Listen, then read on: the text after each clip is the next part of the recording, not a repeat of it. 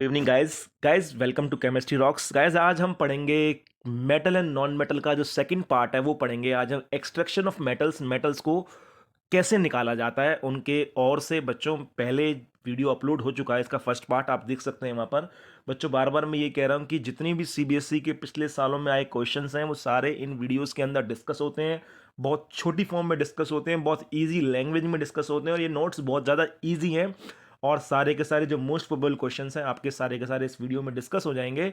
बस आपको ध्यान देना है कि बार बार वीडियो को देखना है और एक एक बात एक एक वर्ड मेरा इस वीडियो के अंदर क्वेश्चंस जो सीबीएसई में पूछे जाने वाले हैं उनका आंसर होगा। बिल्कुल ध्यान से सुनना है आपने।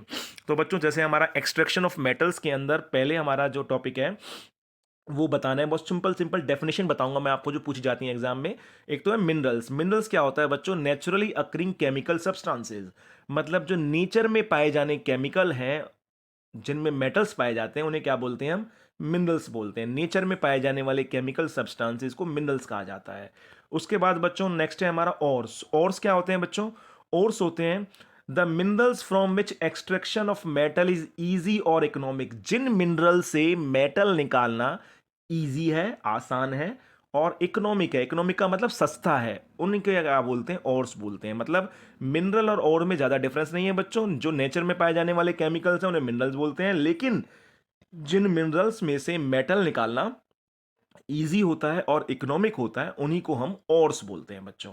अब क्या होता है बच्चों, जो ओर्स होते हैं, जो मिनरल्स होते हैं, उनमें इंप्योरिटीज पाई जाती हैं मेटल्स के साथ। तो उन मेटल्स के साथ जो इंप्योरिटीज पाई जाती हैं उनको हम गैंग बोलते हैं। व्हाट आर गैंग पूछ लेते हैं एग्जाम में, तो आप बोलेंगे जो इंप्योरिटीज पाई जाती हैं, the impurities associated with metals are called gangue. उसके बाद बच्चों नेक्स्ट हमारा मेटलर्जी। जो हम आपको पता है मेटल निकालने की प्रोसेस है किसी भी मिनरल से या किसी भी ओर से, उस प्रोसेस को हम बोलते हैं मेटलर्जी। ये भी एक नंबर में डेफिनेशन पूछी हुई है। What is metallurgy? The process of extraction of metal is called metallurgy. ठीक है बच्चों, तो ये सारी प्रोसेस करने के बाद जो हमें पता चल गया है, अब हम करते क्या है बेसिकली स्टार्टिंग में क्या करते हैं। अगर हमें किसी मिनरल से या किसी और से जिससे मेटल निकालना ईजी या इकोनॉमिक है, सस्ता है, सरल है, उससे अगर हमें कोई मेटल निकालना है तो हम सबसे पहला काम क्या करते हैं? हम सबसे पहला काम क्या करते हैं बच्चों? उसकी गैंग निकालने के बाद, इंप्योरिटी निकालने के बाद उसको कन्वर्ट करते हैं उसके ऑक्साइड में। किस में कन्वर्ट करते हैं बच्चों? हम कन्वर्ट करते हैं उस मेटल को उसके ऑक्साइड में कन्वर्ट करते हैं।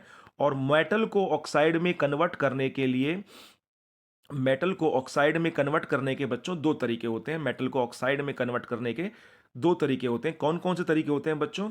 एक तो होता है कैल्सिनेशन और एक होता है रोस्टिंग। अब कैल्सिनेशन और रोस्टिंग में क्या डिफरेंस है पूछ लेते हैं, एग्जाम में पूछा हुआ है। What is the difference between calcination and roasting? तो कैल्सिनेशन क्या होता है बच्चों? और is heated in the absence of air. Calcination में जो और है जिसमें से मेटल को निकालना है उसको हीट किया जाता है in the absence of air, air की अब्सेंस में।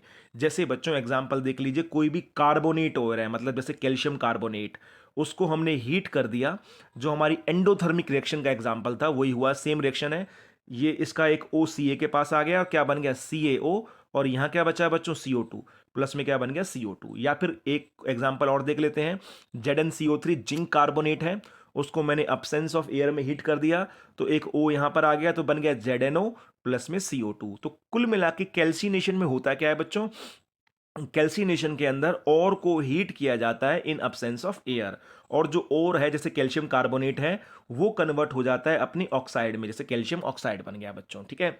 सिमिलरली जो रोस्टिंग होती है बच्चों, रोस्टिंग के अंदर भी क्या किया जाता है? रोस्टिंग के अंदर और को हीट किया जाता है इन एक्सेस ऑफ एयर, मतलब एयर की सप्लाई ज्यादा होनी चाहिए रोस्टिंग के अंदर।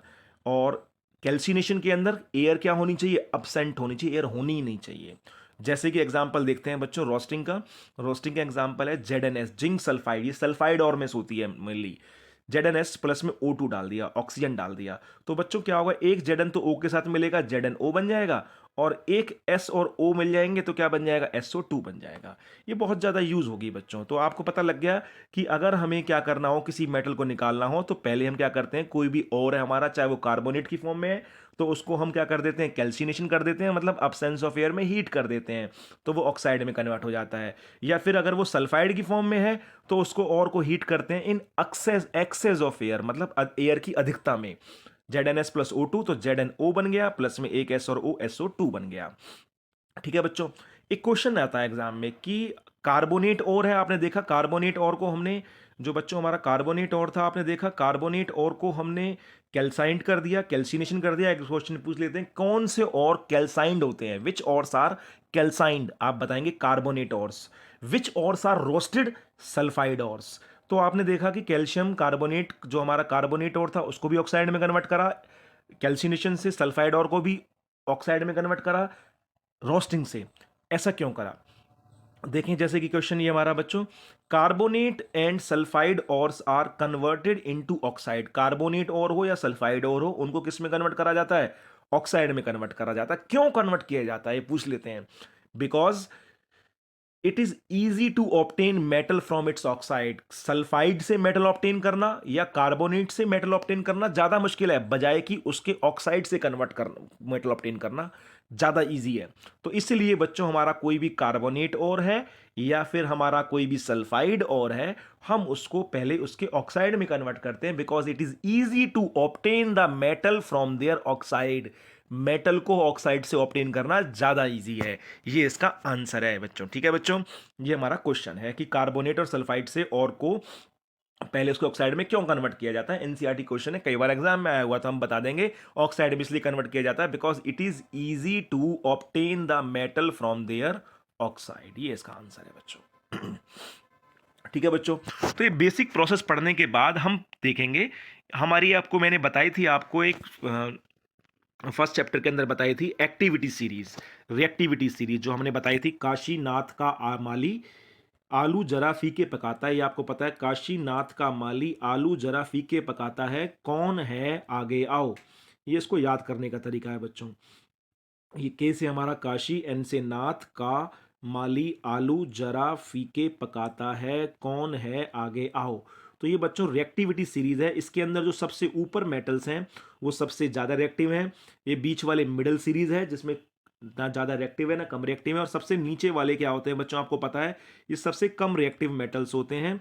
जैसे आपको एक क्वेश्चन और बताया था मैंने, जिंक, अगर आपको पता लगाना हो कि किन के बीच में डिस्प्लेसमेंट डायरेक्शन होगी, किसके बीच में नहीं होगी। जैसे हम डिस्प्लेसमेंट डायरेक्शन करते हैं फर्स्ट चैप्टर के अंदर, highly reactive metal less reactive metal को क्या कर देता है, डिस्प्लेस कर देता है, क्योंकि जैसे Zn+CuSO4, जिंक ज़्यादा रिएक्टिव होता है किससे, कॉपर से। क्यों कर पाया, क्योंकि जिंक ज़्यादा रिएक्टिव है कॉपर से, इसलिए जिंक कॉपर को डिस्प्लेस कर देता है। कॉपर जिंक को नहीं कर पाएगा क्योंकि जिंक ऊपर है, आप देख सकते हैं बच्चों, जिंक हमारा ऊपर है और कॉपर हमारा कहां पर है, नीचे है। तो जो ऊपर होता है वो ज्यादा रिएक्टिव होता है, नीचे होता है वो कम रिएक्टिव होता है। तो एग्जाम में आपसे पूछ लेते हैं कि कौन किसको डिस्प्लेस कर पाएगा, तो ध्यान रखें जो ऊपर वाला है वो कम नीचे वाले को डिस्प्लेस कर पाता है, नीचे वाला ऊपर वाले को डिस्प्लेस नहीं कर पाता है। तो बच्चों जैसे कि हमें देखना है, अब ये आपको याद हो गई होगी रिएक्टिविटी सीरीज क्या होती है, काशीनाथ का माली आलू जरा फीके पकाता है, कौन है आगे आओ। तो इनके अंदर जो हमारे सबसे ज्यादा रिएक्टिव मेटल्स हैं बच्चों, उनको ऑब्टेन करने के लिए हमें इलेक्ट्रोलाइसिस करनी पड़ती है, मतलब उनमें इलेक्ट्रिक करंट पास करना पड़ता है, जो हाईली रिएक्टिव मेटल्स हैं। उसके बाद बच्चों हम आते हैं मिडल वालों के ऊपर, जो मिडल सीरीज है, मतलब the elements which are in the middle of reactivity series, जो रिएक्टिविटी सीरीज के मिडिल में, उनसे मेटल कैसे ऑब्टेन की जाती है। उसको ऑब्टेन करने के दो तरीके हैं, एक तो पहले क्या रह जाएगा उनका रोस्टिंग, जो मैंने बताया था कि सबसे पहले मेटल और को कन्वर्ट कराया जाता है, अभी बताया बच्चों मैंने, सबसे पहले कोई भी मेटल और है उसको किस में कन्वर्ट करा जाएगा, उसके ऑक्साइड में कन्वर्ट करा जाएगा, चाहे तो वो कैल्सिनेशन द्वारा करा जाएगा, चाहे वो रोस्टिंग द्वारा किया जाएगा। अगर कार्बोनेट और है तो कैल्सिनेशन से होगा, और सल्फाइड और है तो वो रोस्टिंग से होगा। तो सबसे पहले बच्चों हम क्या करेंगे, जो मिडल ऑफ रिएक्टिविटी सीरीज है उनको ऑब्टेन करने के लिए बच्चों सबसे पहले हम क्या करते हैं, उनकी रोस्टिंग करते हैं। जैसे जिंक, हमारा जिंक का हमें ऑब्टेन करना है, तो जिंक की रोस्टिंग करी तो ZnS प्लस में O2, आपको बताया था बच्चों मैंने, एक ZnO के साथ मिलेगा तो क्या बना लेगा, ZnO बना लेगा, और एक S जब O के साथ मिलेगा तो क्या बना लेगा, SO2 बना लेगा।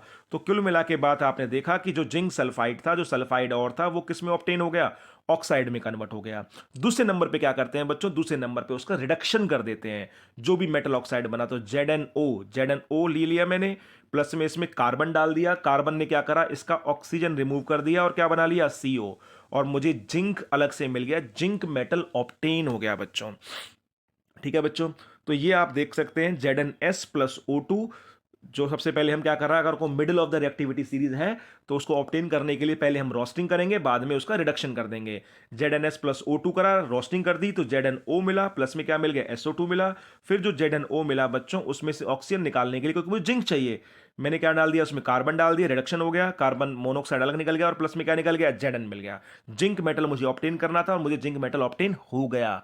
इस तरीके से करते हैं बच्चों। और कार्बन के साथ रिडक्शन कराने की जो प्रोसेस है, इसको हम स्मेल्टिंग बोल लेते हैं। कार्बन क्वेश्चन पूछा हुआ है एग्जाम में एक बार कि व्हाट इज स्मेल्टिंग, तो स्मेल्टिंग बता देंगे। जब भी कार्बन के थ्रू रिडक्शन कराया जाता है तो उसे क्या बोला जाता है, स्मेल्टिंग बोला जाता है बच्चों। ठीक है बच्चों, तो क्वेश्चन आता है how will you obtain the metal in the middle of the reactivity series. तो आप बता देंगे पहले रोस्टिंग करेंगे और बाद में क्या करेंगे, रिडक्शन करेंगे।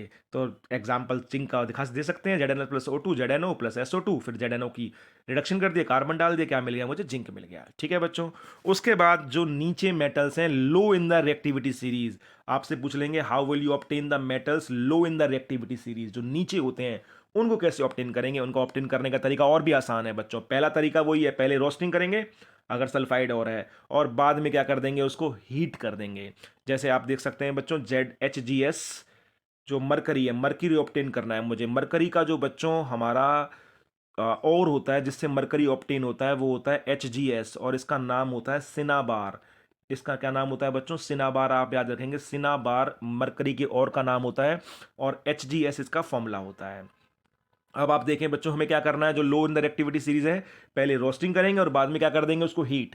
तो पहले रोस्टिंग करी, जैसे मैंने HGS प्लस O2, तो मुझे क्या मिला, HgO और प्लस में SO2। ठीक है बच्चों, और बाद में जो हमारा HgO ऑब्टेन हो गया, जो मेटल ऑक्साइड ऑब्टेन हो गया, उसको मैंने हीट कर दिया, HgO को हीट कर दिया, तो क्या Hg अलग हो गया और ऑक्सीजन अलग हो गया। तो बच्चों ये तरीका है हमारा लो इन द रिएक्टिविटी सीरीज में मेटल ऑब्टेन करने का। पहले रोस्टिंग करेंगे, HGS प्लस O2, तो Hg एक O मिल गया, Hg के साथ HgO बन गया, और एक O मिल गया S के साथ, क्या बन गया, SO2 बन गया। और जो अब हमारा HgO मिला बच्चों, उसको हमने हीट कर दिया, Hg अलग हो गया और ऑक्सीजन अलग हो गया। इस तरीके से बच्चों हम ऑब्टेन कर सकते हैं जो लो इन द रिएक्टिविटी सीरीज है, उनको ऑब्टेन करने का तरीका। कॉपर का करना है तो कॉपर का भी तरीका ये, कॉपर ऑब्टेन करता है, कॉपर सल्फाइड इसका और होता है। तो कॉपर से पहले इसकी रोस्टिंग करेंगे, कॉपर सल्फाइड प्लस O2 क्या बन जाएगा, कॉपर ऑक्साइड। एक कॉपर के साथ मिल जाएगा ऑक्सीजन, कॉपर ऑक्साइड, और एक ऑक्सीजन सल्फर के साथ मिल जाएगा, प्लस में SO2। बस इसमें थोड़ा हीट नहीं करना होता बच्चों हमें, इसके अंदर दोबारा से क्या करना होता है, कॉपर सल्फाइड और कॉपर ऑक्साइड को मिला देते हैं, तो दोबारा से सल्फर ऑक्सीजन सल्फर डाइऑक्साइड बना लेते हैं और खाली कॉपर बच जाता है हमारे पास। इस तरीके से हम कॉपर को एक्सट्रैक्ट कर पाते हैं बच्चों। ठीक है बच्चों, तो समझ में आ गया होगा आपको। Middle in the reactivity series के अंदर पहले रोस्टिंग करेंगे और बाद में रिडक्शन, और लो इन द रिएक्टिविटी सीरीज के अंदर पहले रोस्टिंग करेंगे और बाद में उसको हीट कर देंगे, जैसे हमने मरकरी को ऑब्टेन करा है बच्चों। ठीक है, उसके बाद बच्चों एक टॉपिक और है हमारा, लास्ट टॉपिक इस चैप्टर का, रिफाइनिंग क्या होती है। रिफाइनिंग का मतलब क्या होता है बेटा, रिफाइनिंग का मतलब होता है प्योरिफिकेशन ऑफ क्रूड मेटल। जो कच्चा मेटल हमें ऑब्टेन हो गया है, जैसे यहाँ पर हमने मरकरी ऑब्टेन कर लिया था, जहाँ पर हमने कॉपर ऑब्टेन कर लिया था, ऊपर हमने जिंक ऑब्टेन कर लिया था, इनको और ज़्यादा प्योरीफाई करना है, तो उन्हें क्या बोलते हैं, हम रिफाइनिंग बोलते हैं। रिफाइनिंग ऑफ क्रूड मेटल, कच्चे मेटल को प्योरीफाई करने की प्रोसेस क्या होती है, रिफाइनिंग कहलाती है बच्चों। अब रिफाइनिंग के अंदर आप ध्यान रखेंगे क्या क्या करना होता है हमें, क्या क्या प्रोसेस होती है रिफाइनिंग की, ये छोटी सी फॉर्म में याद रख लेंगे, शॉर्ट फॉर्म में मैंने तैयार किया है बच्चों आपके लिए। इम्प्योर जो मेटल होगी जिसको हमें प्योरीफाई करना है, उसका एनोड बना लेंगे। एनोड और कैथोड क्या होता है, जो बैटरी होती है बच्चों, बैटरी को हम ऐसे रिप्रेजेंट करते हैं, बैटरी का जो पॉजिटिव एंड जिससे कनेक्ट होता है, जिस मेटल से कनेक्ट होता है, उसको हम एनोड बोलते हैं, और बैटरी का नेगेटिव एंड जिस मेटल से कनेक्ट होता है उसको हम कैथोड बोलते हैं। तो बच्चों होता क्या है कि जो इम्प्योर मेटल है उसको हम लेते हैं एनोड, और प्योर मेटल को हम लेते हैं कैथोड। मतलब इम्प्योर मेटल को बैटरी के पॉजिटिव एंड से कनेक्ट करेंगे और प्योर मेटल को बैटरी के नेगेटिव एंड से कनेक्ट करेंगे, और बीच में बैटरी लगा देंगे, तो सिंपल है ही। और एक सॉल्ट का सॉल्यूशन लेंगे, उसी सॉल्ट का, उसको हम इलेक्ट्रोलाइट बोलते हैं। ठीक है बच्चों, जैसे कि मुझे कॉपर की रिफाइनिंग करनी है, आप देखें तो मैंने क्या करा, ये डायग्राम बना लिया। इस डायग्राम के अंदर बच्चों मैंने क्या ले लिया, ये एक मेटल की रॉड ले ली जो बैटरी के पॉजिटिव एंड से कनेक्ट है, तो इसको बोल दिया इम्प्योर कॉपर, क्योंकि मैंने बताया इम्प्योर को एनोड बनाते हैं। और ये प्योर कॉपर ले लिया, प्योर कॉपर को बैटरी के नेगेटिव एंड से कनेक्ट किया, इसलिए कैथोड है।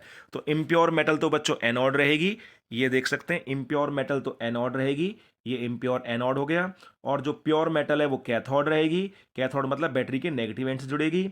और एक सॉल्ट सॉल्यूशन लेंगे इलेक्ट्रोलाइट का, तो क्योंकि कॉपर की रिफाइनिंग कर रहा हूं इसलिए मैंने सॉल्यूशन किसका लिया है, कॉपर सल्फेट का ही सॉल्यूशन लिया है बच्चों, आप देख सकते हैं ये कॉपर सल्फेट का सॉल्यूशन लेंगे बच्चों। फिर होगा क्या, फिर क्या होगा बच्चों, इम्प्योर जो मेटल है वो तो एनोड से चली जाएगी सॉल्यूशन में, impure metal from anode goes to solution.